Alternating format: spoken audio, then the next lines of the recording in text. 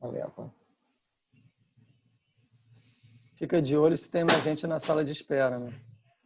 Eu botei mais uma leva para dentro dela. Ah, tá.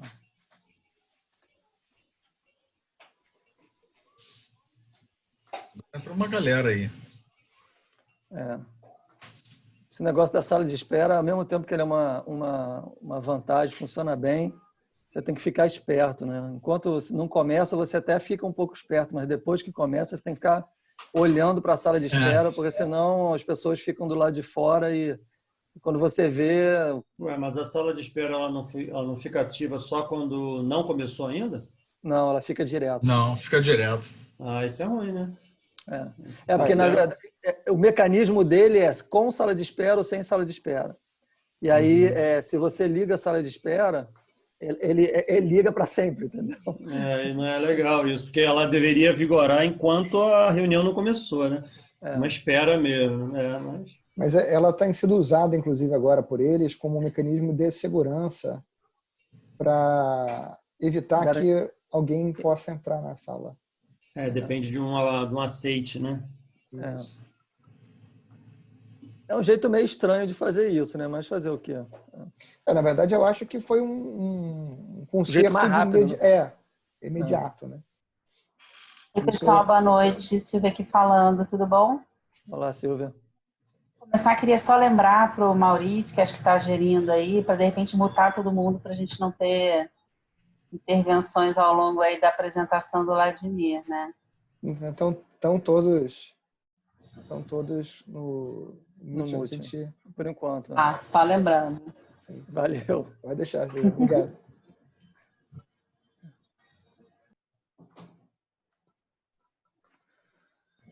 Marcela, cadê a cerveja? Que isso, a Marcela botou uma estrela atrás dela, olha lá, gente. O negócio é alto nível, rapaz, superprodução lá. E o Maurício está numa selva que só ele controla. Olha lá, cara. Tem o Rio também, então. Lago, Maurício, tem alguém com o microfone aberto. Fecha aí, por favor.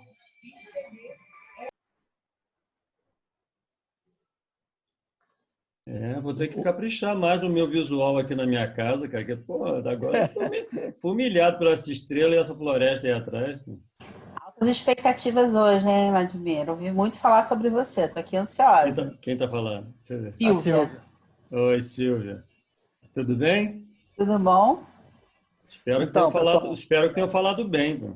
Falaram super bem, estou bem animada. Já dei uma olhada nos livros, estou aqui totalmente into. Que bom, que bom. Se prepara para as perguntas, né? Não, tá me botando uma responsabilidade em cima de mim, você viu? Fiquei tenso agora. É isso aí. Então, vamos começar? São 8h01, as pessoas que forem chegando, elas vão se juntando, até porque o Blois vai fazer uma apresentação rápida do Rio Info, e aí as pessoas que forem chegando vão pegando dali em diante. Então, bom, primeiro, pessoal, eu queria agradecer a todos que se inscreveram, que compareceram até agora. Muito obrigado. Esse é o segundo webinar da série Rio Info Exponencial.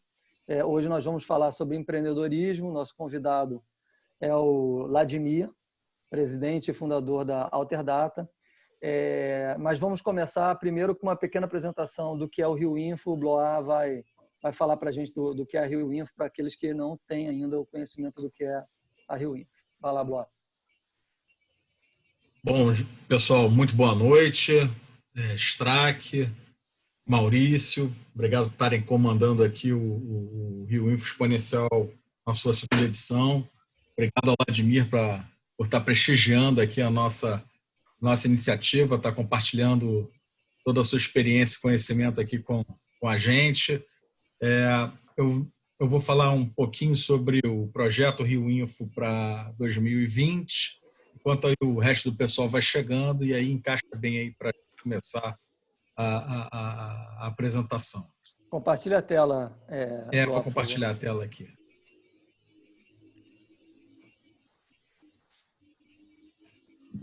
Beleza. Vamos lá.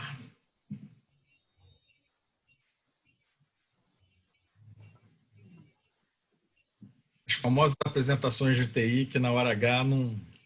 Está funcionando perfeitamente para a gente está vendo bem. Mas só o slide que não está mudando, mas tudo bem. muda com o teclado. já tentei. Mas tudo bem. Bom, gente, olha só. A ideia aqui é falar um pouquinho sobre o Rio Info. O Rio Info 2020, como todos nós, está vivendo um desafio gigante, né? A gente está chegando aqui na nossa 18ª edição desse projeto tão fantástico do Rio Info. E o Rio Info, na verdade, a gente gosta de falar que ele é um encontro de tecnologias e negócios, né? Então é um momento ali onde a gente tenta falar da economia e dos negócios de uma forma geral, tendo a tecnologia como o seu elo de ligação. E o principal ativo do Rio Info são o seu conteúdo, né, a sua curadoria e os seus participantes. Esse são os ativos do Rio Info. É a qualidade do que está se debatendo lá dentro, a qualidade do que está se apresentando, as oportunidades que surgem e, evidentemente, a turma que está lá participando com a gente no evento físico e esse ano aqui nesses diversos eventos que a gente está organizando Opa, mudou o slide aí. Organizando aqui pela web. Então, eu quero mostro para vocês aqui, o que é o Rio Info. O Rio Info é essa confusão aí de temas, de assuntos. Então, o que a gente tenta discutir, apresentar, dissecar dentro do Rio Info, está aí, né? Uma diversidade gigante de temática e com os melhores palestrantes que a gente tem, com muita experiência, com muita assertividade no que estão falando. O Rio Info 2020, né, esse nosso projeto, ele vai ter o Circuito Rio Info, que é uma coisa que a gente iniciou aí alguns anos atrás, e esse ano ele ficou um pouquinho atrapalhado aqui por causa da quarentena. Então ele vai começar, se tudo correr bem, ele começa em julho, e a gente vai percorrer 16 cidades do interior do estado do Rio, né, levando o Rio Info, provocando debates, provocando o pessoal local e, evidentemente, criando uma malha de cooperação e de compartilhamento que depois possa vir para dentro do Rio Info. E como para dentro do evento aqui central, né? E como todo ano a gente tem que mudar, inovar. Esse ano a gente está aqui com esse projeto do Rio Info Exponencial, comandados aí pelo Strack e pelo Maurício. Acho que uma série de webinars que acontecem quinzenalmente, com assim, o conteúdo mais premium possível. Eu fico muito contente, muito feliz com essa ação que a gente está tocando. A gente vai ter aí um pouco mais à frente o Quiz Rio Info, que é para distrair, divertir o pessoal. Semana passada a gente fez o primeiro happy hour do Café Majestic virtual. Então, muito negócio, muita oportunidade surgindo, muitas coisas acontecendo. Foi muito bacana botar todo mundo ao vivo, falando, apresentando. Foi ótimo. Então, já fica até o convite aqui para a próxima edição, que vai ser no dia 22, quarta-feira da semana que vem. E, evidentemente, a gente vai repetir o sucesso que foi ano passado do Tech Food, né, com a parceria aí com o pessoal do Polo Gastronômico da Lapa aqui no Rio. Vamos ampliar o Fotofan, o concurso de fotos que a gente realizou, e vai ter também o Rio Info Connection, né, aproveitando aí a onda da qualidade, então, e muito mais coisa, né? Então, espero que vocês curtam, aproveitem. O projeto, o Rio Info é muito mais do que um evento pontual lá em setembro. É um projeto que começa no início do ano e a gente vai provocando a turma aí até lá. E agora eu queria tirar assim, minutinho para falar para vocês sobre essa parceria envolvendo o Rio Info e a Softec com a Fundação Solidária e o seu braço de responsabilidade social, o Instituto para o Desenvolvimento do Investimento Social, o IDES. Nós estamos realizando essa campanha apoiando essa campanha de arrecadação de recursos a serem destinados para a Fundação Oswaldo Cruz, aqui no Rio, para a Fiocruz, para a produção de testes rápidos para detecção de Covid-19. Quase não sai isso, mas saiu. Então, quem quiser conhecer um pouquinho mais essa parceria, conhecer essa ação, ajudar, doar, é esse o link que está aqui, ou então pode usar o QR Code que está aparecendo aí na tela para ir direto. Incentivo todo mundo a estar ajudando nesse sentido. Evidentemente, quem pode, né? A gente está num momento aqui tenso, mas vamos juntos aí superar e seguir em frente. Porque o Rio Info é isso daí, gente. O Rio Info são negócios, tecnologia, parceria, muito networking, inovação, conferências, mas também prêmios incríveis, histórias inspiradoras, confraternização e muitas surpresas. A gente segue aqui com o Rio Info Exponencial, mas sempre lembrando que 14 e 15 de setembro, no Hotel Fairmont, em Copacabana, vamos estar lá com um evento central, esperando todos vocês. Aqui eu me despeço, eu já falei demais, vou voltar a bola aí para o Strack e para o Maurício, para seguirem aí com o Rio Info Exponencial e o Vladimir como nosso convidado de honra de hoje. Valeu, pessoal. Bom, obrigado, Blois. Só queria, então, passar alguns recadinhos antes da gente passar a bola para o Vladimir. Primeiro por favor, mantenham seus microfones e as suas câmeras desligadas durante a apresentação, durante todo o webinar, na verdade, o microfone. Depois que a gente terminar a apresentação, se vocês quiserem abrir as câmeras, é legal, até porque a gente pode tirar uma imagem da tela, é bem bacana para a gente fazer a divulgação. Então, eu queria pedir para vocês nos ajudarem com essa questão do microfone. A gente vai tomar cuidado com isso também, mas nos ajudem. A outro recado, o Blois já passou. Basicamente, essa série chamada Rio Info Exponencial é uma série de webinars que acontece a cada 15 dias. Esse é o segundo webinar. O primeiro foi há 15 dias atrás com o Vicente, onde a gente falou de gestão de mudanças, um assunto bastante importante e relevante para esse momento. Hoje nós estamos com outro assunto super importante e relevante, que é o empreendedorismo, e nesse momento de crise, empreender é uma necessidade absolutamente vital em todos os sentidos. Então, vai ser muito bom, e nosso convidado é um craque, então vai ser ótimo. A gente está vendo como que ele fez para criar uma empresa e vencer crises, porque essa não é a primeira, e vencer crise é uma das coisas que fortalece a sua criação, e é difícil para todo mundo, então vai ser muito interessante esse nosso bate-papo. E antes da gente começar, eu queria mostrar aqui para vocês uma pesquisa que a gente fez e que, na verdade, está ligado com o tema. Eu vou colocar aqui na tela, espera só um minutinho que eu estou colocando no modo de apresentação, para que vocês possam ver e responder. Por quê? Porque, na verdade, essa pesquisa ela está totalmente ligada com o tema e o Vladimir vai falar sobre isso ao longo da apresentação dele. Ou seja, nós que empreendemos temos normalmente uma característica no primeiro momento, de olhar para o problema sobre uma ótica técnica, independente do nível técnico que cada um tenha na área que for. Só que para você sair do momento de resolução de um problema para a criação e o estabelecimento de um negócio, você vai ter que passar por uma ponte, como o próprio Vladimir chama, que é o caminho do técnico para o caminho do executivo.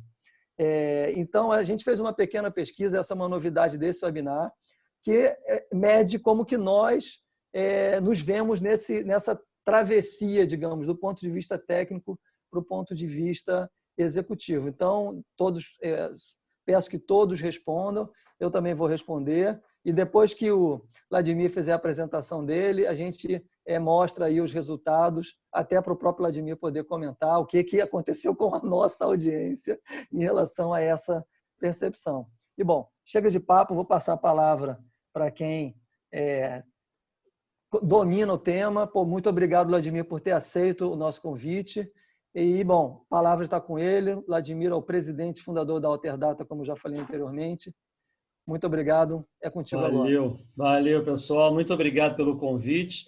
Esse é o momento de estar passando um pouco de conhecimento, assim, algo que me faz muito bem, porque uma coisa que move muito o meu dia a dia não é só tocar uma companhia como a Alterdata, mas é efetivamente contribuir aí para acender uma luz no caminho de outras pessoas, fazer com que empresários mais jovens consigam ter um sucesso mais rápido, fazer com que os outros mais antigos consigam perceber alguns caminhos alternativos que podem fazer no seu negócio.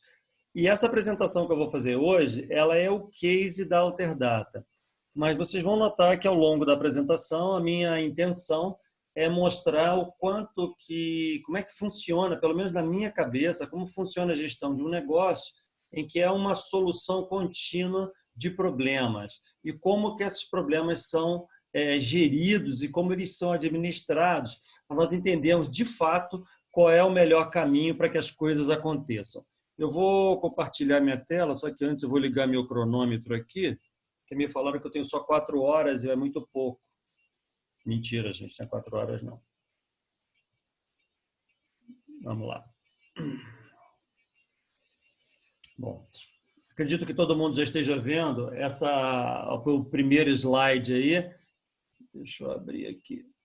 Tá. O primeiro slide, a Alterdata é uma companhia de 1989. Então, nós estamos completando agora, esse ano, 31 anos, em julho. Mas eu queria começar essa história um pouco antes. Queria começar essa história em 1982. E didaticamente, eu queria que vocês observassem 2 coisas nos meus slides. Vocês vão ver sempre um slide que tem um quadrado vermelho como esse aí, toda vez que vocês verem um quadrado vermelho, ele é um problema. Ele é uma dificuldade que tinha naquele momento. No slide seguinte, vem uma solução. Como foi encontrado o melhor caminho para resolver esse problema. Em outros slides, vocês vão ver no cantinho embaixo a quantidade de colaboradores que a empresa tinha naquela época. Eu vou fazer menção a todo momento sobre isso, porque isso vai ser importante como gancho para nós entendermos essa escalada. Em que momento que a empresa, de fato, virou exponencial, que ela decolou, para que todo mundo entenda, alguns passos foram dados. Em 1982, então, alguns anos antes da Alterdata nascer, porque ela é de 89, havia um problema de falta de tecnologia naquele momento, a microinformática estava começando no Brasil, e eu tinha pouquíssimo contato com pessoas, com quase ninguém, não conhecia absolutamente quase ninguém que trabalhava com tecnologia. Esse equipamento foi o primeiro que eu tive acesso, o primeiro que eu tive contato, os mais coroas aí como eu, que eu estou agora com 56 anos, faço 57 depois da manhã, então estou quase nos 57. Esse TK-85 foi o primeiro equipamento que eu tive acesso para aprender a programar. Eu sou um programador na minha origem, trabalhei desenvolvendo software sozinho durante alguns anos e nessa máquina aprendi a programar BASIC sozinho. Eu nunca fiz curso de programação, nunca fiz faculdade de tecnologia, eu sou graduado em Direito e eu sou um autodidata em tecnologia. Já virei muitas noites para aprender certas coisas, não tinha ninguém para perguntar, então o jeito era usar equipamentos como esse, que nós tínhamos que aprender sozinho. Uma coisa que naquela época era um diferencial, hoje virou um mega diferencial. Naquela época era falta de informação, hoje é velocidade. Naquela época nós tínhamos que descobrir coisas que ninguém sabia, porque não existia internet, não existia nada disso. Hoje, a intensidade das informações faz com que a gente tenha que aprender muito velozmente. Mas, de qualquer forma, tanto lá naquela época quanto hoje, saber aprender coisas de forma autodidata é uma ferramenta muito forte que diferencia. Em 84, eu já estava trabalhando de uma forma um pouquinho mais profissional, já estava começando a ganhar dinheiro com equipamentos como esse que vocês vão ver aqui na frente. Não tinha, na verdade, nenhum curso. Esses livros aqui eram livros que eu usava na época. livros de software, ambos em inglês, programação em Basic e em Pascal. Tudo aprendendo sozinho, de uma forma autodidata. Chegou em 85, eu já comecei a ter contato com alguns equipamentos, algumas pessoas me contratavam para fazer software em máquinas como essa aqui, esse é um DGT-1000, e sempre que alguém me contratava com um equipamento que eu nunca tinha visto na vida, eu perguntava sempre o seguinte: tem manual? Se tivesse manual, estava tranquilo, que eu lia tudo e eu dava um jeito de aprender. Essa aqui é aquela caixinha do lado, é uma unidade de disco de 8 polegadas. Naquela época, os discos flexíveis eram daqueles grandões. E eu já tinha muitos clientes, lojas de material de construção, indústrias, tudo nesse tipo de equipamento que não existia nem HD. Aqui não tinha disco rígido, era tudo em disco flexível. Uma dificuldade muito grande para você conseguir criar softwares muito pequenininhos, mas que fossem muito eficazes. Já fazia sistema de estoque, controle de produção industrial, quantos receber, quantos apagar, emissão de nota, tudo nesse tipo de equipamento. Eu morava em Petrópolis nessa época. Eu sou originário de Teresópolis, mas fui fazer faculdade em Petrópolis e comecei a ter muitos clientes lá. Em 87, eu já estava mais consolidado, já estava bem conhecido na cidade. Eu não tinha praticamente sobrenome, não era o Vladimir Carvalho, eu era o Vladimir Programador. Comecei a conquistar clientes e comecei a ter um problema, porque eu tinha, na época, 24 anos, mas eu tinha um problema naquela época, que eu tinha uma aparência de muito menino. E isso era uma barreira. Aí nós temos que associar isso às dificuldades que a gente encontra como empreendedor a vida inteira. A vida inteira, o empreendedor encontra barreiras o tempo todo. E essas barreiras são solucionadas mais rapidamente do que a maioria das pessoas. As pessoas que dão mais certo são aquelas que conseguem contornar dificuldades com mais velocidade. E não aquelas que não vão ter dificuldade. Porque dificuldades vão ter sempre. A questão é como você contorna. Eu me lembro, nessa época aqui, eu estava fechando negócios com uma empresa em Petrópolis, uma fábrica grande lá, e eu estava sendo apresentado, tinha contato apenas com um dos donos. Até que chegou um momento que eu fui ser apresentado para o outro, o sócio dele. Quando eu estava conversando com esse sócio que eu já conhecia, o outro entrou na sala e o sócio que me conhecia me apresentou. E falou: olha, esse é o Vladimir, o rapaz que vai fazer os softwares aqui, os programas de computador aqui na nossa empresa. O outro sócio me olhou de cima e embaixo, deu aquela filmada assim, virou para o sócio e falou assim: você tem certeza que nós vamos botar esse monte de dinheiro na mão desse garoto? Porque aquilo me incomodou muito, porque eu tinha uma aparência de 15 anos de idade. O computador custava o preço de um carro zero. E eu tinha que convencer esse cara a botar um tal de um software que não tinha a menor ideia do que era. Era muito difícil. Era muito difícil, porque não existia cultura sedimentada. Não existia capacidade das pessoas compreenderem, de fato, o que era necessário. O que era necessário ter. Essa aqui é uma foto minha com 24 anos de idade, quando eu tinha esse tipo de problema. Esse aqui já é um CP500, já tive vários clientes com essa máquina. Esse cliente que aconteceu esse problema era um cliente de CP500. E, na verdade, como é que eu resolvi esse problema? Cheguei em casa à noite, preocupadíssimo. Eu falei: poxa, essa cara de bebê vai me atrapalhar, vai ser um problema. Nessa época eu já estava casado, tinha filho. Eu ia em boate, me pediam um documento para saber se eu tinha 18. Aquilo me deixava enfurecido e começou a me criar problemas profissionais. Esse dia eu quase não dormi, pensando como é que eu ia resolver esse problema, e tomei uma decisão no dia seguinte de manhã. Deixei crescer um bigode e uma barbicha e usei terno e gravata durante 5 anos, para aparentar um pouco mais velho. A velocidade com que se resolve um problema é muito importante. É muito importante que todo mundo entenda que as dificuldades que você vai ter, se você ficar 1 ano para resolver e alguém resolveu mais veloz, essa pessoa se distanciou. Se você não sabe alguma coisa e espera um dia ter uma faculdade para ensinar aquela coisa, saiba que tem gente virando a noite no YouTube aprendendo aquela tecnologia sozinho. Se você tem dificuldade de lidar com pessoas e tem que fazer uma faculdade para entender de RH, tem gente lendo livros de psicologia e sociologia e aprendendo em 1 semana. Essa é a questão.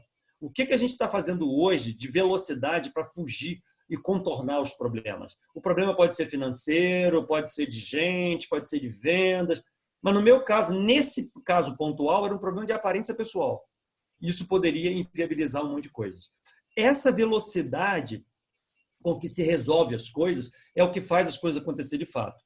Em 1989, eu estava já com 53 clientes, trabalhando sozinho, desenvolvendo software autonomamente. Não tinha nenhum funcionário, não tinha ninguém. Era eu do eu sozinho, e eu tinha uma autoconfiança muito grande, que eu fazia as coisas, eu entregava com velocidade, eu era produtivo, eu era respeitado, eu era reconhecido como uma pessoa que realmente era um bom profissional. Eu tinha isso no meu eu, vamos dizer assim.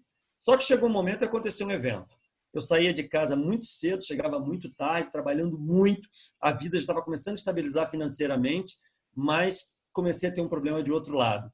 Cheguei um dia em casa à noite, a minha esposa virou para mim e falou assim: olha, sabe o que a Marina perguntou hoje? A Marina é minha filha, ela tinha uns 4, 5 aninhos. Eu falei: o que ela perguntou? Ela perguntou que dia que o papai vai voltar para casa. E eu dormindo em casa todos os dias. Eu falei: aquilo foi um choque, que desceu lágrima na hora. Eu falei: não é isso que eu quero para a minha vida, está tudo errado, eu tenho que ter mais gente trabalhando comigo. E aí eu tomei a decisão de tinha que ter uma empresa. E em 1989, quando isso aconteceu, era um momento caótico para isso. O país estava com uma inflação imensa, uma instabilidade econômica violenta, não era o momento de abrir uma empresa nova, investir numa empresa nova. Eu e meu sócio, nós viemos de família de classe média. Eu venho de um pai que tinha uma eletrônica, consertava televisão e rádio, uma eletrônica pequenininha, ele tinha 3 funcionários. O pai do meu sócio sempre foi motorista de caminhão. Então, a gente vem de famílias que não tinha como bancar a gente. Nós tínhamos que fazer tudo sozinho. A gente já fazia alguns trabalhos juntos. Eu sou 5 anos mais velho. Nessa época, eu tinha 25 anos, meu sócio tinha 20. Mas, mesmo assim, nós achamos que era o momento de abrir a Alterdata. Esse era o logotipo original, o nome original era Alterdata Análise e Processamento. Hoje o nome é Alterdata Software. O logotipo hoje não é pontudo como esse aí, ele é arredondado, espelhado. Ele foi modernizado ao longo dos anos, mas em linhas gerais é esse. A fonte Alterdata hoje é um pouquinho diferente, mas a essência é a mesma. Nós queríamos um lá que tivesse uma coisa que projetasse o cliente para cima, que crescesse. Essa seta representa o crescimento. Isso foi sempre muito importante para a gente, porque a gente quer agregar muito valor aos negócios. Fundamos a Alterdata em 89 sem capital absolutamente nenhum. O que era fundar uma empresa naquela época para a gente? Era uma mesa emprestada na sala do meu sogro, em Petrópolis, no edifício Cinda, no edifício comercial em Petrópolis. Era uma mesinha na sala dele e o meu sócio era o quarto que ele dormia na casa dele. Essa que era como nós começamos. Nós dois sozinhos, tocando os negócios. Em 1990, um ano depois, a companhia estava começando a andar, estava começando a ter alguns clientes, começando a funcionar. O Collor vem e cata o dinheiro de todo mundo do Brasil. Quem tem aí a minha idade vai lembrar que desespero que foi isso. A Alterdata quase quebrou nessa época. Foi muito difícil, porque nós não tínhamos capital absolutamente para nada, não tínhamos como pagar a luz, pessoal, não tinha nada. E quase quebramos, mas tomamos uma decisão importante. Nós tínhamos que ter um pouco mais de escala. Nós tínhamos que ter um pouco mais de escala e tínhamos que sair para outras regiões.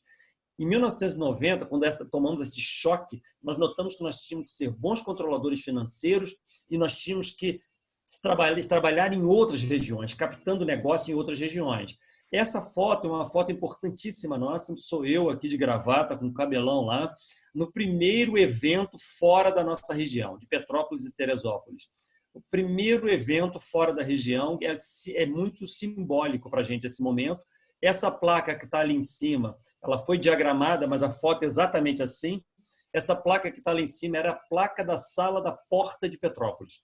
Eu desaparafusei da porta e levei para o stand, porque nós não tínhamos dinheiro para fazer um letreiro. Então, ela foi amarrada com arame ali atrás para conseguir ter um stand pequenininho. Nós tínhamos, na época, 5 funcionários. Observa aqui embaixo a quantidade de pessoas que tinham na empresa. Em 1990, a Alterdata tinha 5 pessoas e nós já estávamos fazendo um processo de expansão para outros lugares. Onde que é esse evento? Em Nova Friburgo, a 70 quilômetros de Teresópolis, muito pertinho, mas ele é muito simbólico para a gente, que mostrou a nossa saída da região e enxergar que nós podíamos ir para outras regiões. Em 1991, nós começamos a ter problemas financeiros na companhia. Era necessário ter recursos. E eu comecei a perceber que eu tinha que ter um skill diferente que eu tinha. Eu comecei a notar que o meu conhecimento de finanças tinha que melhorar, meu conhecimento de marketing tinha que melhorar, meu conhecimento de pessoas tinha que melhorar. Eu não podia ser mais um técnico. Esse técnico, que era um cara que programava, não era suficiente para o negócio tocar. Eu, nessa época, achava que as pessoas que trabalhavam comigo não eram pessoas que tinham a qualidade que a gente queria. Eu vivia reclamando de gente e comecei a perceber que a falha era minha. Eu que não sabia lidar com essa situação e eu precisava entender de finanças. Eu tinha que entender um pouco mais de finanças para conseguir administrar o negócio. E nessa hora comecei a fazer muitos estudos para mudar a estrutura da empresa, ter indicadores de performance. A Alterdata tem indicador de performance desde ela com 1 ano de vida. Com 1 ano de vida, ela já tinha uma série de indicadores que mediam o que a companhia estava acontecendo. Como é que eu escondo aqui esse painel? Espera aí, deixa eu ver aqui. Estou com a telinha aqui, mas eu quero ver aqui, eu não consigo. Aqui, tá.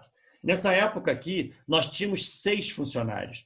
6 funcionários na nossa estrutura. Eu não vou passar aqui o vídeo que está aqui na minha apresentação, porque ele demora uns 7 minutos e aqui vai consumir um tempo, mas esse vídeo é o vídeo mais importante da Alterdata, é um vídeo histórico, que eu filmo a companhia com 6 pessoas e falo coisas aqui bem impressionantes do que a gente acredita que vai acontecer com a empresa no futuro e que, de fato, começa a acontecer. Então, com 6 pessoas, a gente já tinha uma noção clara do que a gente queria, onde que a gente queria chegar, como a gente queria que as coisas acontecessem um pouco mais na frente.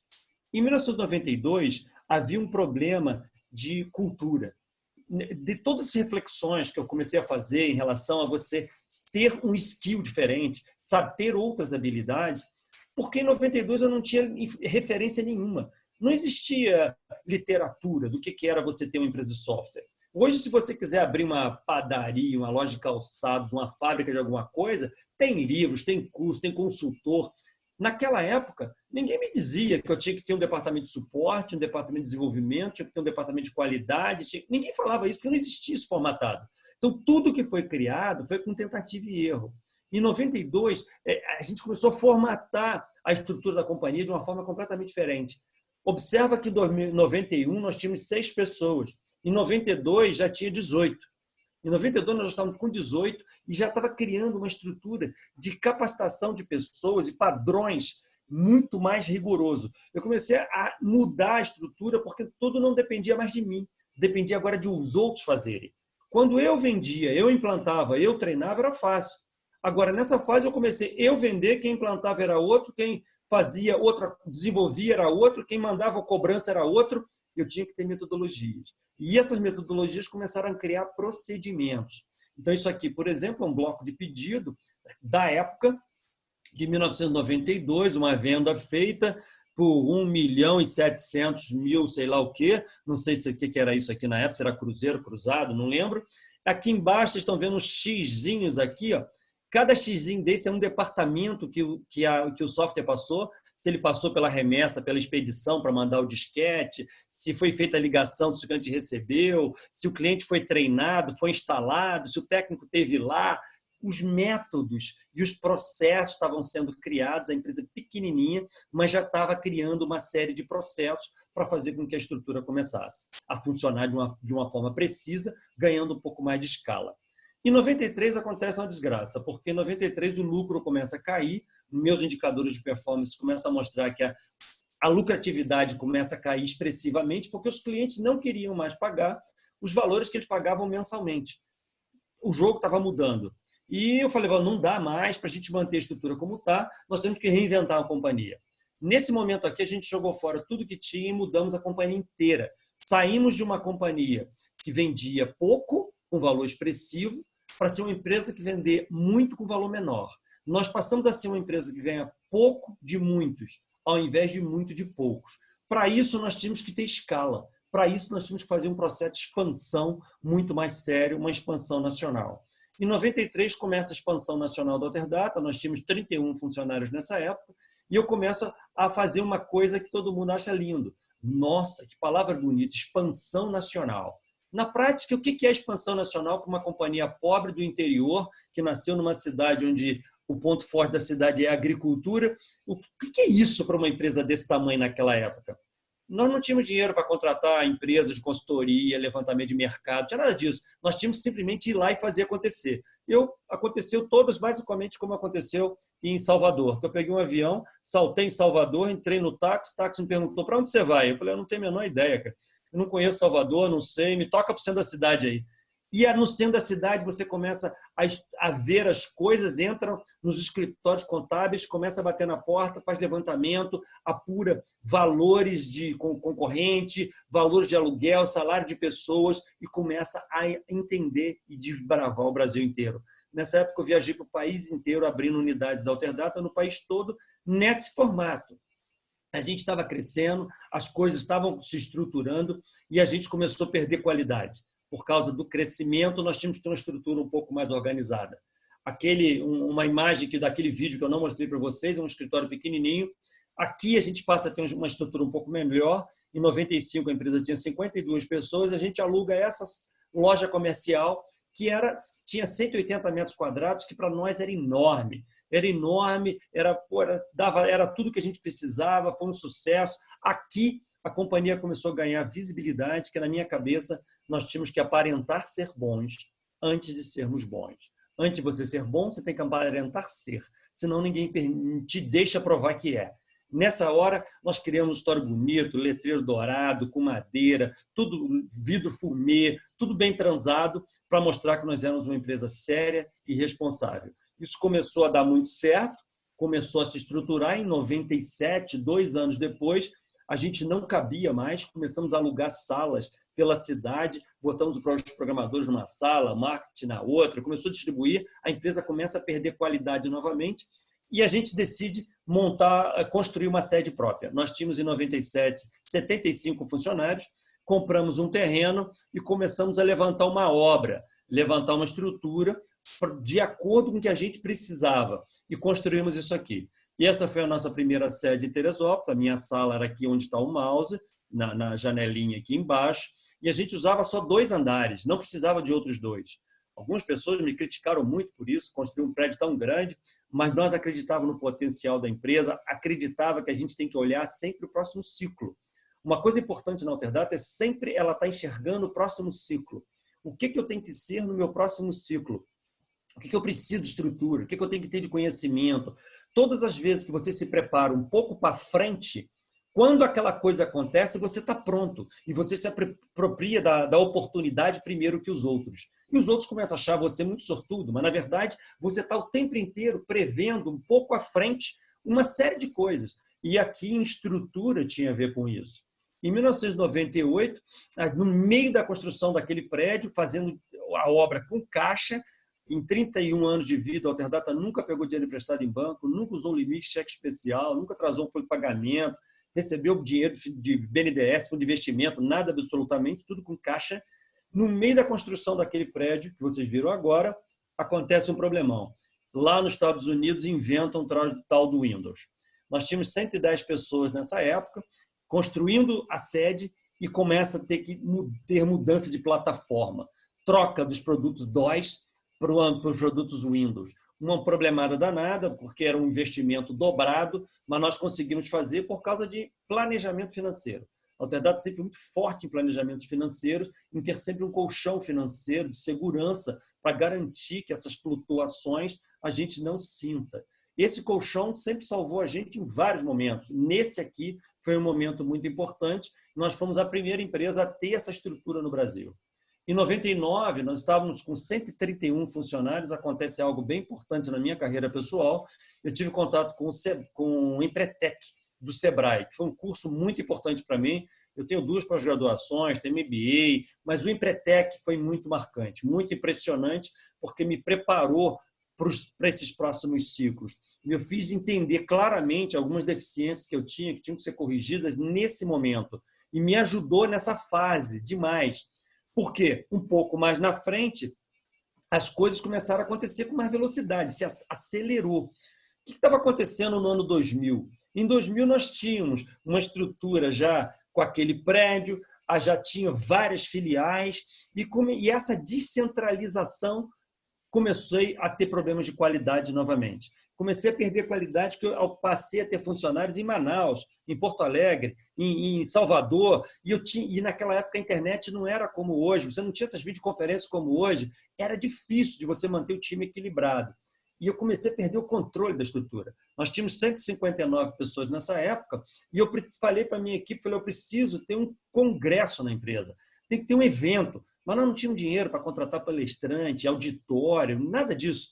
Mas mesmo assim, eu falei com a minha turma, meu sócio e as pessoas de liderança na época, falei, traz todos os gerentes para cá e vamos fazer um congresso que demos o nome de SIGA, Seminário Interno dos Gerentes Alterdata.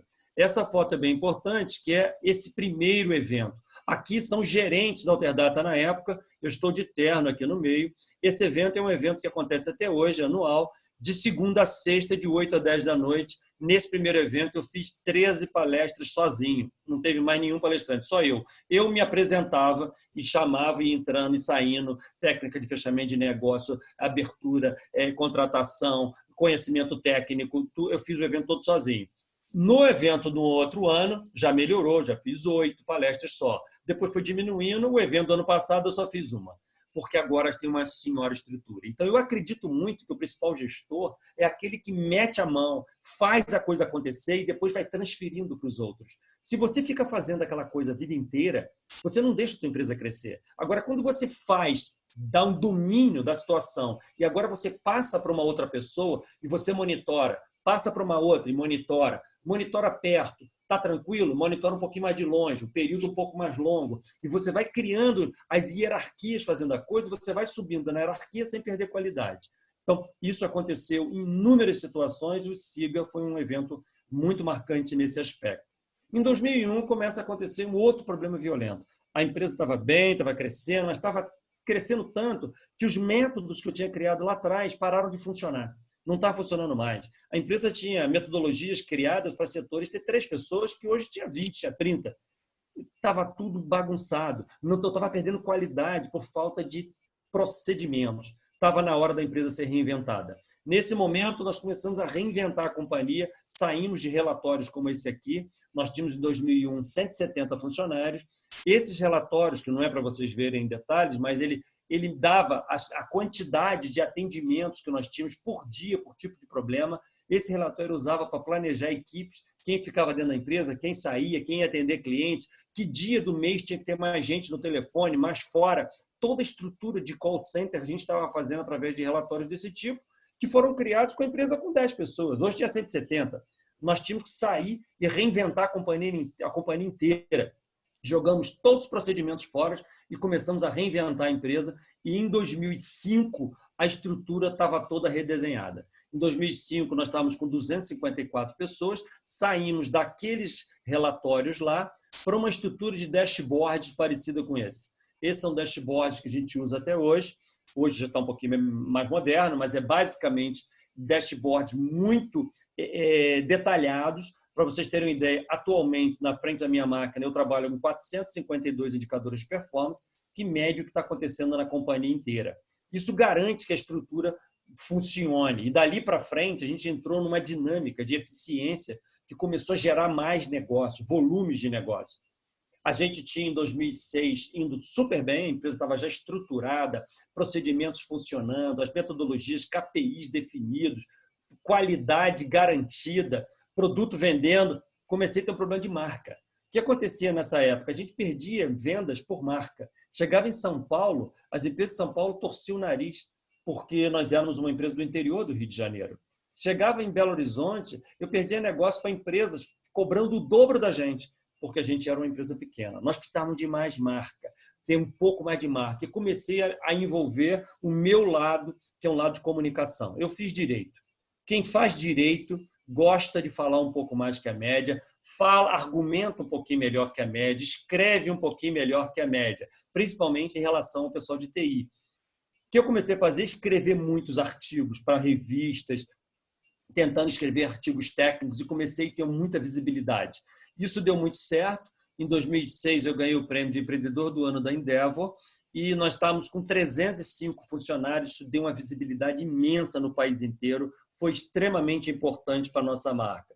Em 2008, a companhia estava indo bem, a marca começou a funcionar, as vendas começaram a aumentar, a quantidade de clientes conquistados por mês começou a aumentar, e a gente começou a perder qualidade de novo, porque aquele prédio azul, que nós só usávamos 2 andares, já não cabia mais a gente, já estávamos alugando salas de novo na cidade, e falei, não dá, nós temos que ter uma outra sede. Em 2008, nós começamos a construir, compramos um terreno, nós tínhamos 450 funcionários nessa época, compramos um terreno na mesma rua e começamos a levantar uma outra sede. Tome, comprar ferro, tijolo, novamente, levantando uma outra sede e construímos isso aqui. Essa aqui é a nossa sede atual, a minha sala agora está aqui em cima, onde está o mouse, eu estou até ali pilotando o drone que tirou essa foto. E o prédio antigo é esse que está com a lateral clarinha aqui, que não dá para ver o vidro azul da frente. Esse prédio foi concluído, então, em 2010, nós mudamos para cá. A soma dos dois, a gente tem 9.000 metros quadrados hoje. Aqui do lado, vocês estão vendo atual, essa foto aqui é do ano passado, quando nós fizemos 30 anos. Aqui do lado, vocês estão vendo aqui um tapume aqui, ó. Isso aqui também é nosso. Compramos agora, ano passado, um hotel que tinha aqui na vizinhança. Nós estamos terminando uma obra aqui para construir mais um terceiro prédio nosso, deve ficar pronto daqui a uns 3 meses. Ou seja, a coisa continua crescendo. Em 2010, a gente tinha um problema sério, porque a empresa estava crescendo tanto que eu tinha o risco de não conseguir abastecer a empresa de fato com tudo que era necessário, de gente, qualidade, nível das pessoas. Resolvemos pegar o prédio antigo da Alterdata e construir e transformá-lo numa universidade corporativa. Nós tínhamos 570 funcionários em 2010, reformulamos, quebramos o prédio todo por dentro e ele foi redesenhado e nasceu uma estrutura muito importante para a gente. Para você ter uma ideia da importância dessa estrutura aqui, no ano passado, 2019, nós treinamos 92.000 pessoas na nossa universidade corporativa. 92.000 pessoas significa funcionários nossos que estão entrando na empresa, reciclagem, funcionários de clientes abundantes no Brasil inteiro, porque a gente tem hoje 50.000 clientes ativos, isso que dá aproximadamente 1 milhão de usuários que usam o sistema de todos os dias. Precisa de volume. A universidade corporativa se tornou um diferencial imenso da Alterdata, que a gente já viu lá atrás, em 2010, quando ela foi fundada. Então, ela possibilitou a gente fazer uma série de coisas, que tem um segundo auditório, tem estúdio de televisão, tem um monte de coisa que permite que a gente faça gravações em larga escala. Em 2011, a gente continuava com problema de marca, houveram muitas consolidações nessa época, e umas empresas cresceram, a gente ficou pequeno proporcional, precisava de mais marca, e eu comecei a perseguir essa mais marca de uma forma mais forte. Nós tínhamos, em 2011, 737 funcionários, e eu sou convidado pelo Sebrae para fazer uma palestra em Brasília. E essa palestra em Brasília eu conheço o Paulo Henrique Amorim, que faleceu agora há pouco tempo, um jornalista âncora da Record, que me faz um convite para participar de um programa de televisão lá em São Paulo, em rede nacional. Isso aqui foi uma coisa impressionante em visibilidade. Para você ter uma ideia, a Alterdata conquistava aproximadamente 200 clientes por mês. A partir dessa data aqui, nós passamos a conquistar 450 a 500 clientes mensais, porque o Brasil inteiro ficou descobrindo quem era essa tal de Alterdata que tinha nascido em Teresópolis, quem era essa empresa que estava se destacando tanto, por que essas pessoas estavam ganhando tantos prêmios, por que era reconhecido. Isso começou a gerar muita curiosidade, eu comecei a escrever muito para revistas, ficava às vezes à noite escrevendo conteúdos o tempo inteiro, gerando muita visibilidade, o que foi muito importante para a gente. A gente continuava em 2012 perseguindo essa marca, nós tínhamos em 2002 881 funcionários, e eu sou convidado para fazer a primeira palestra internacional da empresa nos Estados Unidos. E foi uma coisa muito bacana, porque a gente usou como estratégia fazer uma palestra lá para fortalecer a marca aqui. A ideia foi fortalecer aqui, mostrar que nós éramos respeitados por uma universidade internacional. Isso deu muito certo, gerou muita mídia aqui no Brasil também. Então, a movimentação da mídia, a gente faz muito bem, sabe como a gente movimenta para a gente aparecer nos lugares certos, porque nós somos uma empresa de escala que precisa de visibilidade. Em 2013, tudo indo bem, tudo tranquilo, todo mundo feliz, tudo funcionando, inventa um tal de cloud e a gente tem que jogar tudo fora e fazer tudo novamente. Nós tínhamos 958 funcionários nessa época e começa um desespero completo de ter que jogar tudo que a gente tinha em Windows fora, tudo funcionando, estável, para as novas plataformas. Isso aqui não acabou, até hoje está rolando. E a gente, mais uma vez, fez uso do nosso colchão financeiro, a nossa estrutura de segurança financeira que mantém a companhia nesses momentos. Em 2014, a gente precisava aumentar a capacidade de comunicação da empresa. Eu sempre fui a pessoa que tinha mais visibilidade, fazia mais palestras. Isso eu não estava dando conta, estava viajando muito, ficando muito cansado. Eu comecei a dar treinamento interno para criar novos palestrantes. Comecei a dar cursos de oratória. Eu, pessoalmente, ministrando curso de oratória para o meu time, para formar novos oradores. Hoje, a companhia tem um departamento de palestra com 3 palestrantes que fazem palestra o tempo inteiro. A gente faz várias durante o mês no Brasil todo, graças a esse momento que a gente começou a gerar mais conteúdo. Isso aumentou a escala. Nós tínhamos, em 2014, 1.005 funcionários e começamos a sair em tudo quanto é revista. Um monte de revistas técnicas. Esse aqui é meu sócio.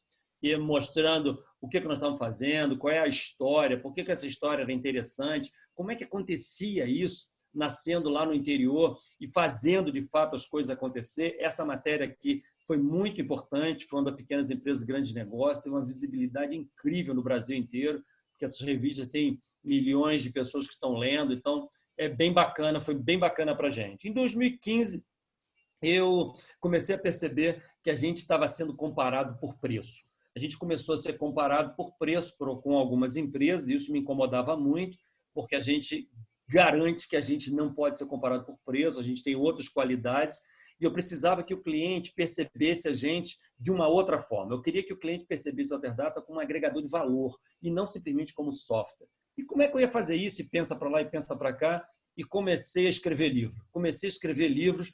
Nós tínhamos 1.106 funcionários nessa época e comecei a escrever livros para mostrar para o mercado que a gente era uma companhia que tinha uma cabeça pensante em negócio por trás, que nós não éramos só técnicos. Nós éramos uma empresa que estava pensando em estratégia de negócio para transformar as empresas melhor. E isso deu muito certo. Comecei a ter visibilidade em muitos congressos, ser chamado para muitas palestras. E isso, cada palestra para 1.000 pessoas, dá escala, que era exatamente o que a gente queria. Funcionou de uma forma bem bacana. Em 2016, começa a ter um problema. Em 2016, estava tudo tranquilo, vem uma crise no Brasil, 2015 para frente, o Brasil entra em depressão, começa a perder clientes, empresas falindo, e a gente começa a ter uma perda de cliente excessiva. E eu começo a falar para o meu time, falar, cara, tem uma coisa acontecendo que a gente tem que identificar antes.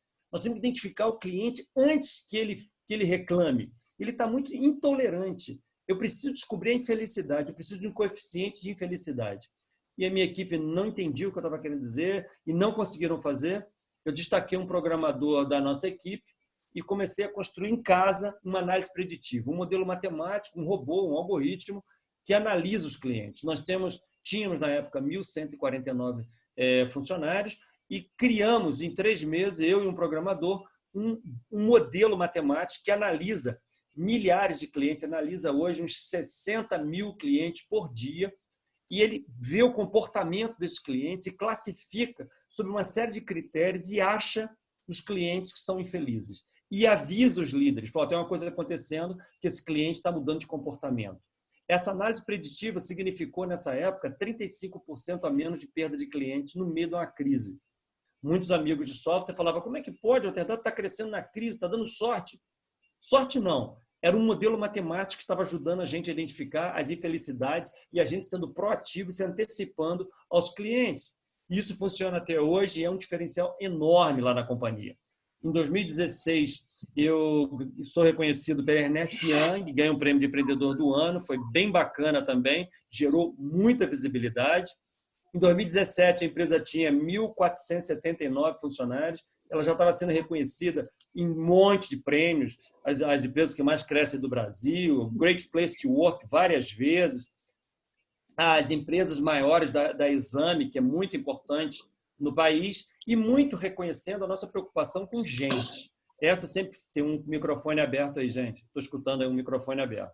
Esse reconhecimento de pessoas sempre foi muito legal. Aqui, por exemplo, algumas fotos internas. Essa é uma mesa de sinuca interna lá na companhia, que as pessoas se divertem lá, a mesa profissional. Aqui é um videogame, que as pessoas escolhem o videogame que eles querem, a companhia compra para eles se divertirem na hora que for necessário, no meio da nossa lanchonete. Sala de relaxamento com rede nordestino, sofá para dormir, para as pessoas descansarem, livro para emprestar, a gente não controla os livros, eles pegam, levam para casa, trazem outros, trocam entre eles. É investimento e apoio à equipe de atletismo, esporte, para estar tudo ligado à saúde. A gente gosta de valorizar pessoas. Em 2018, acontece 18 anos de SIGA. Aqui dá para a gente entender bem o que aconteceu na companhia esses anos todos. A primeira foto que vocês viram é do ano 2000, quando esse evento começou. Ali eram gerentes da empresa. Essa foto de 2018 aqui é a foto do SIGA, só os gerentes. Aqui não são os funcionários, são só os gerentes da companhia. Então dá para entender as duas fotos, o que aconteceu na empresa esses anos todos. Em 2018 ainda, acontece 2 reconhecimentos também bem bacanas, que gerou muita visibilidade. Esse aqui, a ONU me fez um convite para fazer uma palestra no evento global do Empretec. O Empretec que o Sebrae pratica, ele, na verdade, é um evento da ONU mundial. O Sebrae pratica no Brasil. Então, nesse ano, ele completava 30 anos no mundo e 25 anos no Brasil. Teve um evento no primeiro país que teve Empretec no mundo, que foi a Argentina, que na época eu nem sabia.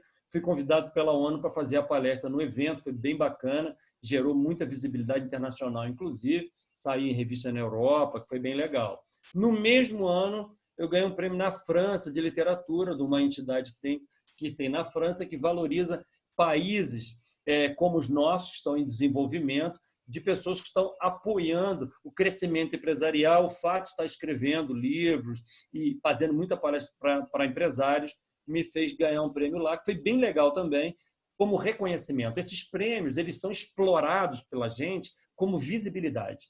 A gente quer mostrar para os clientes credibilidade. É isso que é importante para a gente, não efetivamente o prêmio em si, mas é para mostrar ao cliente o quanto que ele está lidando com pessoas sérias, responsáveis, que estão fazendo um trabalho bacana. Tudo isso é parte de uma estratégia. Em 2019, a Alterdata entra em outra vibe. A gente está investindo em startups. Fizemos um hackathon na empresa que nasceram alguns filhotinhos lá. Estamos investindo em outras estruturas.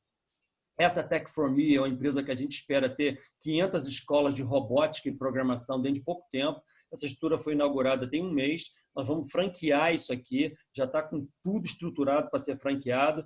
Esse maldito desse vírus veio, atrasou meu projeto, que eu estava querendo abrir as porteiras agora, no mês que vem. Agora já não posso mais, que já estou receoso em relação a tudo que está acontecendo. E provavelmente essa palestra vai ganhar um capítulo bem bacana aqui depois do coronavírus, que nós estamos num grande desafio. Aqui são mais 2 startups que nós estamos investindo, todas de apps, que para umas para controle de ponto de pessoas, outra para fidelidade em loja. A gente está investindo em algumas startups, entrando num novo ciclo. Quem é a Alterdata hoje?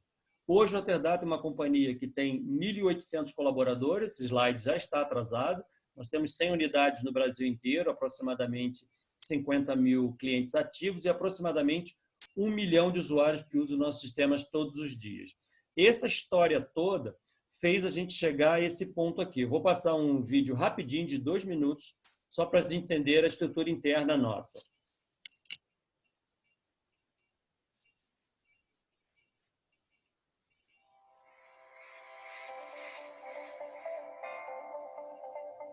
A Alterdata nasceu em 1989, criando software de gestão com a preocupação de tornar as empresas mais produtivas e lucrativas. Surgiu com a filosofia que o atendimento é tão importante quanto os produtos que oferece. Inicialmente, construímos softwares para o setor contábil e logo em seguida nos especializamos também em automação comercial para o varejo, atacados, indústrias, restaurantes, moda e gestão imobiliária. Em qualquer setor que atuemos, nos baseamos no alicerce de 3 pilares: tecnologia, atendimento e capacitação. Este é o segredo que garante aos clientes agregar valor real aos seus negócios. Acreditamos que esta é a fórmula que nos leva ao impressionante crescimento anual de aproximadamente 20% por praticamente toda a nossa vida.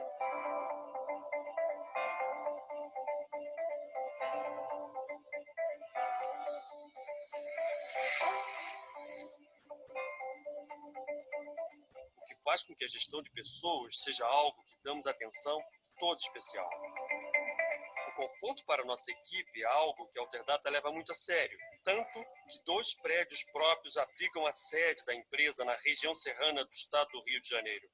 Nossas amplas e modernas instalações permitem que todos se integrem de uma forma que o trabalho em equipe seja mais produtivo, sem perdermos a preocupação com a ecologia e o meio ambiente. São aproximadamente 9.000 metros quadrados de estrutura física, com salas de reuniões, videoconferências, auditórios, estúdios multimídia, cafés, áreas de descontração, relaxamento, jardins e amplos andares de trabalho. Tudo para garantir a satisfação de todos que trabalham aqui. Nesses ambientes, trabalhamos e nos divertimos juntos. Ensinamos, aprendemos, realizamos festivais, congressos, promovemos atividades com nossas crianças, montamos eventos sociais e planejamos o crescimento da empresa, pensando sempre de uma forma organizada para o bem-estar de todos. Porém, a Alterdata não se limita aos prédios da cidade sede. São mais de 100 unidades distribuídas pelo país. São alterdatanos nas mais diversas localidades prestando atendimento de qualidade. Não deixamos que nossas bases sintam-se sozinhas, já que em nossa estrutura central há um time de líderes cuidando delas e dos clientes bem de perto. Acreditamos que nosso modelo sofisticado de controle seja o segredo para sermos uma das 5 maiores empresas de software genuinamente brasileiras. Em resultado de tudo isso, ganhamos experiência valiosa e diferenciada no desafio de tornar as empresas de nossos clientes mais organizadas e lucrativas. A Alterdata é mais que software, é solução.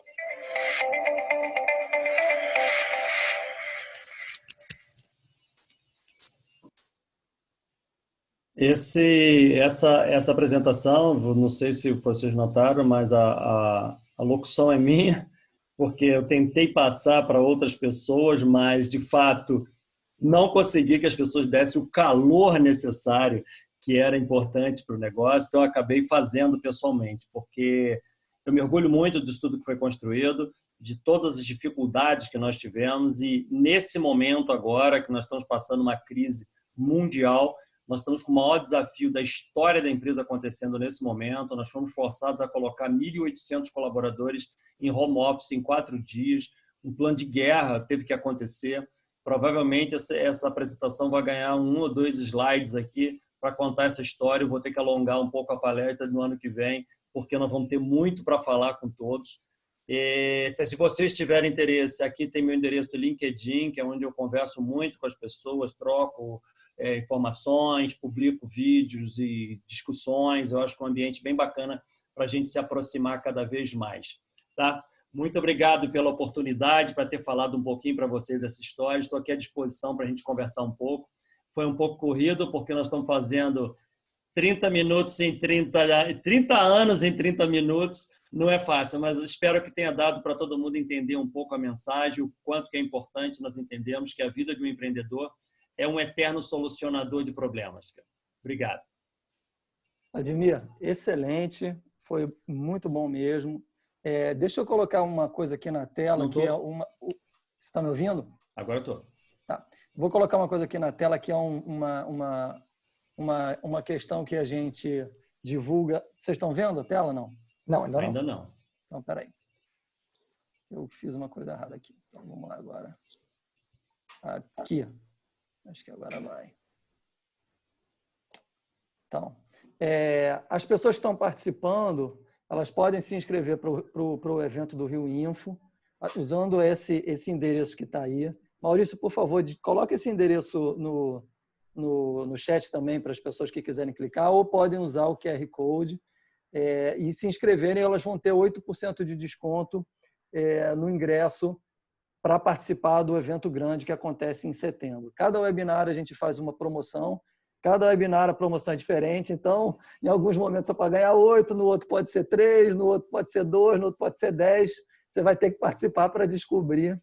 Primeiro se vai ter e sempre terá, mas o desconto nunca será o mesmo. Então, eu vou deixar aí na tela, enquanto eu vou fazer uma primeira pergunta para o Vladimir, porque... Bom, primeiro, eu acho que é um sentimento que todo mundo deve estar sentindo agora, é um sentimento muito grande de orgulho.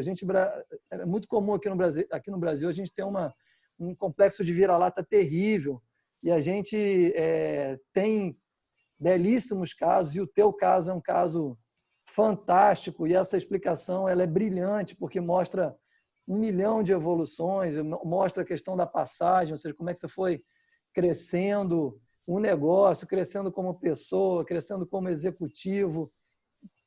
O Brasil realmente é um país desafiador, porque cada vez que você se estabelece, vem uma desgraça para te desafiar, né? Ou seja, o tempo inteiro é assim. É uma coisa incrível, né? Mas e você já deve ter respondido essa pergunta 200 mil vezes, mas o que faz manter a sede numa cidade do interior do Rio de Janeiro? O que é que tem por trás dessa criação tua, esse amor pela cidade, porque obviamente tem que ter um amor pela cidade, senão você já teria ido provavelmente para outro canto, e conseguir fazer dessa tua base uma base que consegue alcançar o Brasil e o mundo, né? Ou seja, o que tem aí? O que durante muitos anos as pessoas me questionavam isso, né? Porque alguns falavam assim, nossa, por que você decidiu ir para o interior? Eu não decidi, eu nasci lá. Não foi meu pai que decidiu, né? Eu não decidi. Mas a gente se questionou lá na época, a empresa estava crescendo muito, nós deveríamos ficar ou ir para um grande centro. Nós começamos a perceber, depois de fazer alguns estudos, que não havia motivo, de fato, para a gente ir para um grande centro se nós tivéssemos uma estrutura de treinamento. Nós começamos a observar que era mais interessante treinar pessoas e criar cultura, fazer uma transfusão de sangue, empurrar o nosso sangue para dentro das pessoas, do que, de fato, pegar pessoas de outras regiões e tentar botar a nossa cultura. Então, nós começamos a entender que era mais fácil formar pessoas. E achamos que a decisão de estar numa cidade do interior blindava um pouco a companhia de competições que aconteciam nos grandes centros. Eu via muitos colegas com empresas em São Paulo falando, poxa, eu perco funcionário para caramba. Toda hora ele vai trabalhar na IBM, vai trabalhar na Microsoft, a TOTS pega o cara, tira da Lynx, pega não sei para onde. A gente nunca teve esse problema, porque a gente estava um pouco blindado. Então, a gente tinha uma blindagem, tinha capacidade de treinamento, e isso nunca deixou da empresa ser competitiva, né? A gente sempre se preocupou muito em ter uma estrutura competitiva forte. Sempre falamos lá na Alterdata que nós temos que ser muito agressivos comercialmente, tecnicamente, porque nós estamos competindo com os melhores do país. Então, essa pressão em cima do time nunca atrapalhou o fato de a gente estar no interior. E acaba tendo uma relevância social muito grande, né? Nós somos a maior empresa da cidade.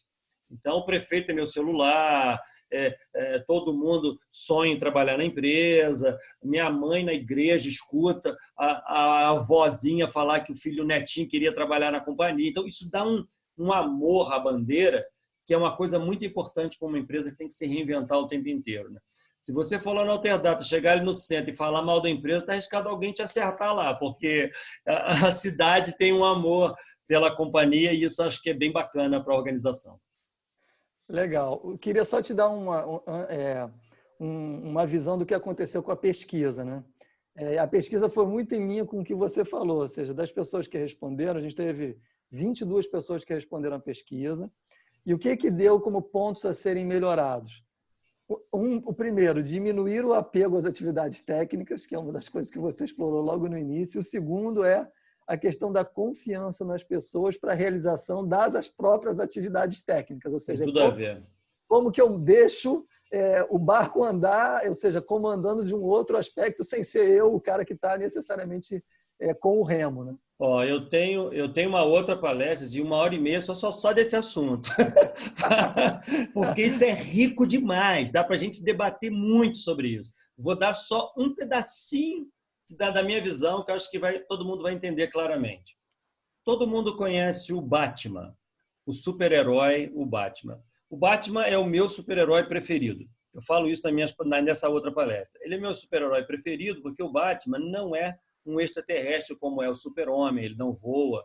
Ele não é um mutante genético como é o Hulk, como é o Homem-Aranha. Ele é um cara que respira embaixo d'água como o Aquaman. Não, O Batman é um ser humano normal. Qual é a diferença dele? Ele tem muita tecnologia. O Batman, estamos juntos, é do nosso mundo tecnológico. Ele é um cara com muita tecnologia. O que o Batman tem que eu me identifico e faço como analogia dessa pergunta que você falou? O Batman tem um cinto. O cinto do Batman, o que é aquele cinto dele? É um cinto que tem funcionalidades genéricas. Quando ele quer subir uma parede, ele tem um negócio que sobe. Quando ele quer pegar um outro objeto, ele pega um outro negócio do cinto. O cinto tira as habilidades genéricas que ele precisa naquela hora. O que é o cinto de um empreendedor? É as suas habilidades genéricas não técnicas, que você tem que adquirir ao longo da sua vida inteira. Então, quando eu era um programador lá na frente, eu não tinha cinto. Eu era só um técnico. Na medida que eu começo a perceber que eu tenho que ser um cara com um perfil diferente, eu tenho que colocar um cinto em mim e começar a colocar coisa nesse cinto. Eu tenho que botar habilidade de liderança. Eu tenho que botar planejamento. Eu tenho que botar capacidade de delegação de tarefas. Eu tenho que colocar empatia, relacionamento com o cliente, habilidade de comunicação. Eu vou complementando o meu cinto do Batman o tempo inteiro e vai me tornando aquela coisa que eu sou na minha essência, algo mais amplo, porque eu adquiri outras habilidades genéricas. Quando você começa a ficar muito preso à sua habilidade central, sei lá, o cara fez uma faculdade de medicina, ele saiu técnico. Ele jamais vai ser dono de hospital se ele não tiver o cinto do Batman. O cara saiu da faculdade de engenharia, ele vai ser engenheiro, ele jamais vai ser dono de construtora, porque ele tem que ter o cinto do Batman. O profissional de informática, de TI, é terrível isso na gente. A nossa profissão puxa a gente para o técnico o tempo inteiro. É um inferno, cara. Se a gente não tiver cuidado e não nutrir o nosso cinto do Batman o tempo inteiro, a gente não consegue se desprender. E tem um outro aspecto importante nessa reflexão que você falou sobre a preocupação de passar para os outros. Porque há um aspecto psicológico. Você imagina o seguinte, quando eu era muito novinho, 20 e poucos anos, quem eu era como indivíduo? Falando sobre o aspecto psicológico, terapêutico. Eu era o cara que era reconhecido por ser aquele programador. Chega um momento da minha carreira que eu tenho que delegar para o outro uma coisa que eu sou. Peraí, cara. Como é que eu delego para o outro uma coisa que todo mundo me elogia, todo mundo me enaltece, todo mundo diz que eu sou o bambambam? Eu vou passar para o outro aquilo que todo mundo acha que eu sou o melhor? Tem que passar. Se você não fizer isso, você não vai crescer de forma nenhuma. Então, a estrutura de delegação de tarefas, aprender a delegar, é uma habilidade do cinto do Batman, que você tem que ter para conseguir ir passando para as pessoas e você subindo na hierarquia, sabendo que aquilo que te reconhece, você tem que transferir para outro e você ser reconhecido de uma outra forma. Quando eu busco, por exemplo, coisas que hoje, no topo da pirâmide que eu estou, eu preciso ter coisas que eu sinto reconhecimento para me motivar. Uma palestra começa aqui, uma apresentação como essa, para mim tem um aspecto da minha autoestima. E eu ser convidado para pessoa de nível tão alto quanto o grupo que está aqui, me deixa confortável. Isso é uma forma de me reconhecer, porque eu já deleguei para outro uma coisa que eu era reconhecido. Então, é um aspecto psicológico, é um conjunto de habilidades que a gente tem que adquirir o tempo inteiro, e aí a magia começa a acontecer. A grande maioria das pessoas, profissionais de informática, que tem empresa de software no Brasil, tem menos de 10 funcionários. Mais de 80% das empresas têm menos de 10 funcionários. E não são porque eles são incompetentes. Está cheio de gente brilhante, fazendo coisas fantásticas, mas não consegue crescer. Aí que entra uma coisa muito importante do Rio Info e outras instituições para tentar inspirar e mostrar a essas pessoas o que é possível fazer, para que o Brasil seja tão pujante quanto é os Estados Unidos, a China e países de alta produção de empresas enormes. Eu acho que é possível. Precisamos mudar o mindset dessa turma toda. Vamos pegar aqui algumas das perguntas que a gente já recebeu aqui. Então, acho que o primeiro ponto, acho que você já passou um pouco nisso no final, mas a pergunta é como é que a Alterdata está lidando e se reinventando nesse momento da pandemia, né? Como é que ela está conseguindo lidar com essa mudança, vamos dizer assim, tão rápida como você falou, em 4 dias. Esse é o momento que vai ter um capítulo aí nessa apresentação. Eu vou ter que atualizar essa apresentação ano que vem, porque realmente está acontecendo uma coisa inusitada, né?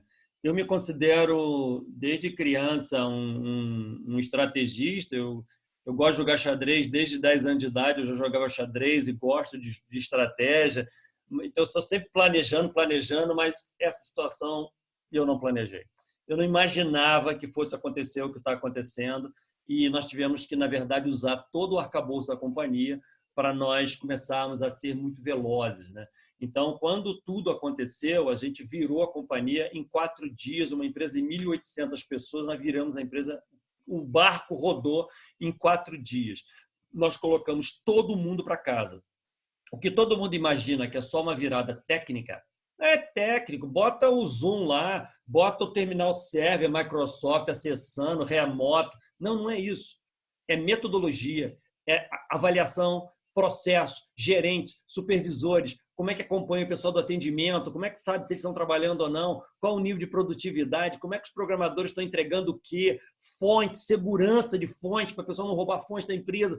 É um mundo de negócios que foi feito em 4 dias, que eu, no primeiro dia, eu falei em reunião de diretoria, não vai ser possível, a gente não vai conseguir fazer isso até sexta, mas conseguimos. Conseguimos, trabalhando para caramba, e a empresa começou a dar uma virada. Isso está sendo mega importante. Primeiro porque o nosso marketing está completamente diferente, a gente criou um departamento de crise na empresa, as reuniões diminuíram de esporadicidade, as nossas reuniões, por exemplo, de gerência, com aqueles gerentes que vocês viram lá no evento, a gente tem reuniões com eles de 3 em 3 meses. A reunião está sendo uma vez por semana. A reunião de diretoria, que era de 15 em 15 dias, está sendo todo dia.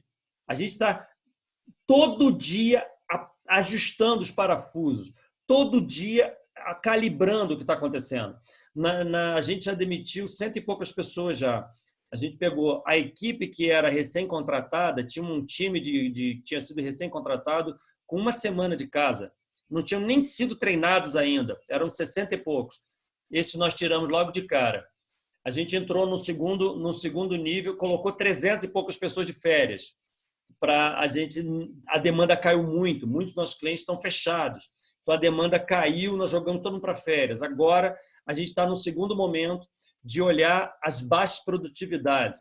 A gente determinou que todos os gerentes apontassem quem fosse os 10% de menor produtividade de todos os departamentos da empresa. Eu quero saber quem são os de pior índice de performance em todos os setores. Os indicadores nossos a gente tem, então aponta esse tipo de coisa fácil. Foram apontados, a gente começou a tirar umas pessoas dos setores que eram setores que a gente acha que não vai retornar.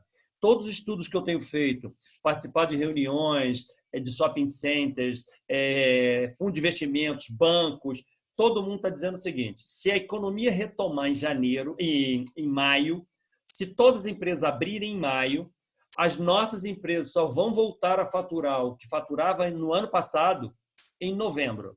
Ou seja, só em novembro que nós vamos ter o faturamento do ano passado. Significa o seguinte: esse ano está perdido. Esse ano já era. Talvez a Alterdata consiga bater um recorde esse ano. Um recorde de marcha ré, para andar para trás. Porque em 30 anos de vida, nós nunca deixamos de crescer na vida. Todos os anos, o nosso faturamento é superior ao ano anterior. Todos, a vida inteira. Esse ano eu tenho dúvida se nós vamos faturar mais do que 2019, porque está declinando. Nós estamos perdendo cliente demais, clientes fechando as portas, falindo, clientes ligando para a Alterdata, chorando de soluçar. Dá pena, uma coisa impressionante está acontecendo. Demissões em massa, está um caos. Negociações, atraso de contrato, muitos contratos. A gente está liberando o cliente pagar esse mês, jogando para frente. Muitos clientes estão falindo, a gente está isentando esse mês. Então, já tivemos 22% de inadimplência esse mês, o que normalmente é 5%. Tivemos 22% agora no começo do mês. Então, está um caos. E o que está salvando a gente hoje? De novo, o nosso colchão financeiro. Nosso colchão financeiro está suportando a pancada e está estruturando a companhia para dar tempo da crise passar. Esse colchão financeiro, eu falo em muitas palestras minhas, é muito importante que a gente entenda que desde a fundação da empresa, na minha cabeça, a gente tinha que ter um faturamento mês da empresa parado no banco sem encostar nele. Então, se a empresa fatura 100 mil por mês, eu tenho que ter 100 mil reais no banco que eu não posso tocar. Não é meu. Não posso trocar de carro, não posso comprar casa na praia. A empresa está faturando 1 milhão por mês, ela tem que ter 1 milhão parado no banco. Quando a gente atingiu esse número, a gente botou o objetivo de ter 2 faturamentos mês. Esses 2 faturamentos suporta essas pancadas. Então, quando acontece um problema desse, a gente começa a consumir o colchão, a crise passa e a gente enche o colchão novamente. mas a gente não se endivida, nunca descontamos um duplicata em banco, absolutamente nada, por causa dessa estrutura. E nesse momento está sendo muito importante. Nesse momento que a gente tem que não está entendendo direito se as decisões estão certas, porque, na verdade, a gente não tem certeza, não tem referência do passado para saber o que a gente tem que fazer no futuro. Por isso que as reuniões têm que ser muito curtas. Aí vem tudo métodos de gestão. Todas as vezes que o risco é alto, na minha cabeça, o monitoramento é curto. Então, é curto, é diário. Quando a gente vai se sentindo mais confortável, o monitoramento alarga e a gente começa, bota monitoramento semanal, bota monitoramento mensal, tem coisa que eu posso monitorar por ano. Voltou uma guerra, diminui o monitoramento de novo. E você começa... Pra você ter uma ideia, eu estou trabalhando 13 horas por dia nesse momento. 13 horas por dia para manter essa estrutura, falando, divulgando marca da empresa, tentando fazer do limão a limonada, tentando aparecer. Eu voltei a aparecer muito na mídia para tentar fortalecer a marca da empresa. Criamos um produto novo de delivery em 3 dias, botei programadores, 12 programadores em 3 dias, fizemos um produto 0 km, já está sendo vendido, já está gerando receita. A equipe de vendas foi totalmente redesenhada, fizemos um trabalho de telemarketing ativo fortíssimo, com scripts para treinar as pessoas a telefonar para as pessoas, tentar fechar por telefone. As vendas por telefone estão aumentando. Então, tem um monte de coisas interessantes acontecendo. A pancada está acontecendo na gente é no financeiro. O financeiro a gente está sentindo duramente, mas outras coisas estão sendo muito positivas. Eu acho que quando terminar essa crise, a Alterdata vai sair machucada, nós vamos sair ferida dessa guerra, vamos sair com algumas feridas fortes, mas eu tenho certeza absoluta que nós vamos ser uma empresa mais forte, mais agressiva. Os concorrentes nossos estão bem assustados como é que a gente está se movimentando no meio dessa tempestade tão forte, fazendo um monte de divulgações. Quem me segue aí nas redes sociais deve estar vendo todo dia, praticamente, eu estou publicando um montão de coisas e conseguindo espaço em alguns veículos de comunicação para aparecer, para gerar marca, aparecer a marca da empresa. Ou seja, não está fácil, mas o momento é de muita criatividade. Eu acho que a gente compondo com os clientes e você se posicionando como um gerador de conhecimento para os seus clientes, você ganha muito valor. O cliente passa a ter vergonha de ligar para você e pedir um desconto porque você está agregando muito valor ao negócio dele. Então, a nossa estratégia é trabalhar mais para o cliente ter vergonha de pedir para não pagar. Enquanto muitos estão pisando no freio, a gente está fazendo o contrário. A gente está pisando no acelerador para o cliente ter certeza e falar assim, caraca, como é que eu vou pedir para não pagar uma mensalidade para esses caras se eles estão igual uns loucos trabalhando, igual um doido, me entregando um monte de coisa. É essa que é o nosso posicionamento. Vladimir, bom, você passou por várias das perguntas que as pessoas tinham, tem uma enxurrada de elogio a você aqui, uma enxurrada. E realmente foi uma aula, literalmente. Assim, eu acho... Primeiro, você acabou de falar o tamanho da resiliência, você é um monstro de resiliência. Você está, obviamente, fora da curva da resiliência. É uma característica tua, natural. Isso, obviamente, você foi também aperfeiçoando ela, mas eu acho que é muito legal você falar isso. Questão da gestão, do colchão, que eu acho que é uma coisa que muitas vezes as pessoas esquecem.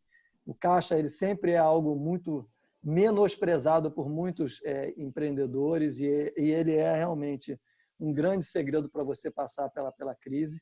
E o que é mais interessante é o fato de você ter aberto aqui números impressionantes, ou seja, 22% de inadimplência, ou seja, muita gente está sofrendo inadimplência, acha que é só com ele, né? A gente sempre acha que é no jardim do vizinho que o problema acontece. Então, o fato de você estar abrindo e ter colocado isso para a gente, eu acho que todo mundo que está aqui, e a prova é que as pessoas que estavam assistindo ficaram, elas estão aqui, estão ouvindo até agora. Bom, só quero te dar os parabéns, primeiro, porque quem está trabalhando 13 horas, dedicar 1 hora, praticamente e meia a nós, ou seja, é uma demonstração de abertura enorme, muitíssimo. Strack, eu acho, cara, deixa eu te interromper, uma coisa bacana que eu acho que as pessoas entenderem que as empresas de sucesso, aquelas que vão ficar no futuro, não é aquelas que fazem as grandes coisas. Todas as vezes que a Alterdata faz uma grande coisa, todo mundo vê, cara. Sai na mídia, todo mundo lê. Isso não faz diferença absurda. O que faz diferença são os detalhes.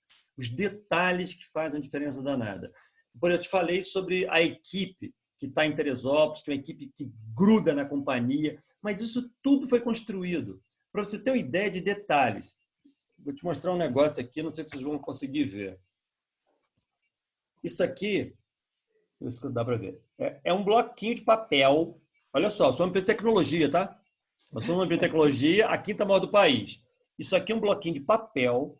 O que vocês estão vendo aí que não dá para ler é o nome dos funcionários do suporte que estão trabalhando em casa. O que eu estou fazendo?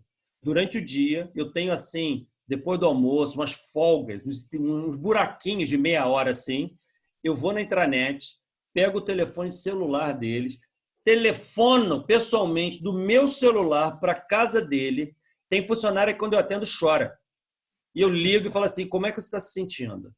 Como é que você está sozinho em casa? Como é que você está indo bem? Você está trabalhando legal? Você está precisando de alguma coisa? Tá?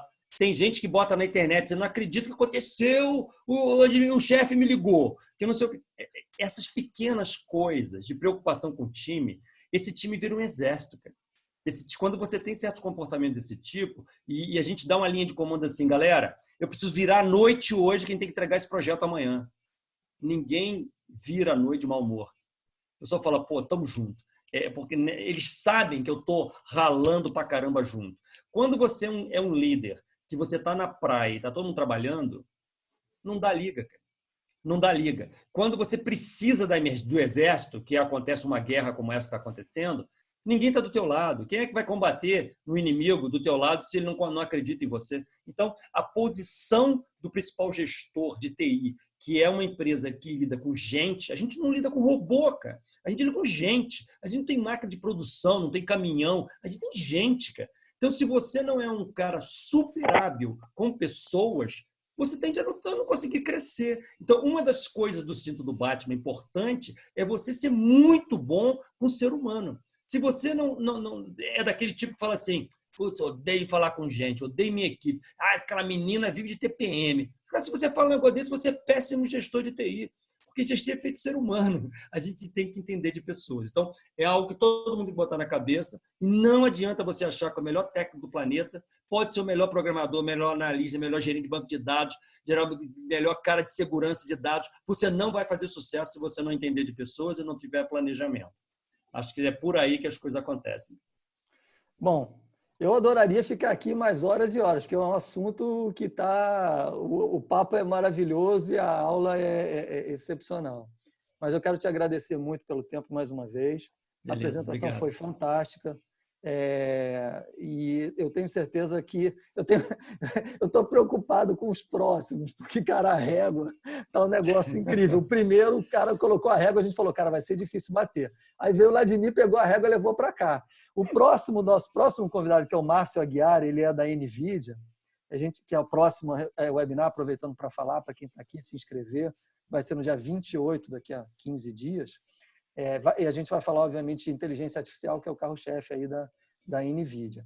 Eu vou ter que dizer para ele, amigo, você tem uma missão que é o seguinte, a régua subiu.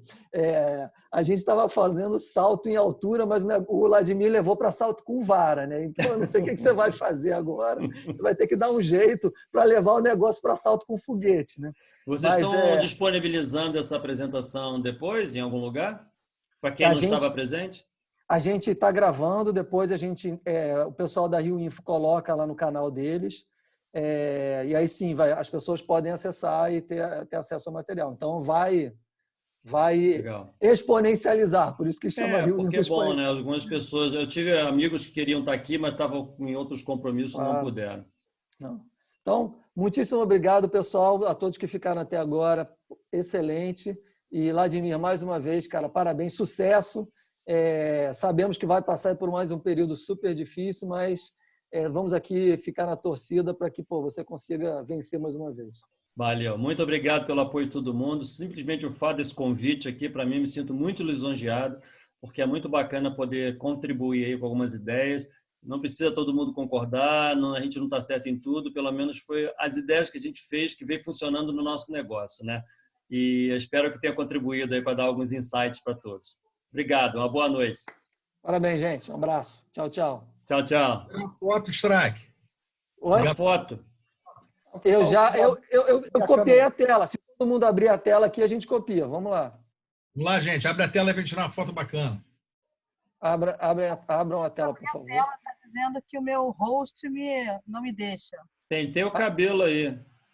O rosto ficou cruel, né? Eu também estou tentando abrir a tela, mas não estou conseguindo. Também estou impedido. Gente, eu estou vendo aqui. Pode ver a nossa tela. A gente não vai sair da tela. Marcelo Coelho. Ah, rapaz, olha esse Marcelo Coelho que está aí, gente. Eu vi entrar um Marcelo, falei, será que é o Marcelo Coelho que eu conheço? Cara? Tá vendo essa foto mais careca aí no meio aí? O Marcelo Coelho é um dos monstros da Alterdata. Ele trabalhou com a gente desde a fundação, muito dessa história. Ele foi o primeiro programador da empresa a ser contratado. É um cara que teve um papel bastante importante na empresa, trabalhou mais de 10 anos com a gente. E eu fico muito feliz dele estar por aqui. Hoje tem uma função executiva em outras companhias, mas foi um cara que ajudou a construir os alicerces da Alterdata. Muito obrigado pela sua confiança, Marcelo. Admir, dizer para todos aí o seguinte, tudo que você falou, cara, é a mais perfeita. E ter participado dessa história, para mim, é um motivo de orgulho muito grande. Sempre foi e sempre será, viu, cara? E ver a Alterdata continuar crescendo é motivo de muita alegria para todos nós, que estão lá e tenho certeza, e por mim, aqueles que já passaram por lá. Bom, tá? Bom te ver aí, bicho. Bom Show demais. de bola. Valeu, obrigado, querido. Bom, já copiei uma tela aqui. Deixa eu ver se eu pego a tela do lado. Só um minutinho aqui que o operador está mais enrolado do que deveria. Esse negócio de tecnologia, cara. Não funciona sempre, não, pô. Deixa eu pegar aqui. Um já foi, agora eu vou pegar a tela do lado, que tem mais gente. Tem gente pra caramba. Vamos lá. Isso, obrigado. Se você conseguir abrir. Pronto. Pegamos todo mundo. Pisquei. A minha você não pegou. Oi? Cadê? Ô, Ney, você está fechado. Porque a gente Não. está sem poder. O Não, host a gente não pode abrir. Tá bloqueado. Só gente bonita que pode. O Zoom é protegido. Ele só gente... Ah, bom. Aí explica. Bom, gente. Um Obrigado. abraço. Então. Obrigado, pessoal. Um abraço. Boa noite. Tchau, tchau. Boa noite. Valeu. Tchau.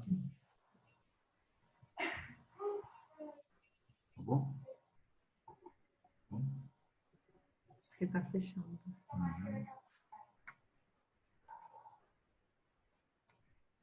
Todo mundo saiu? Não.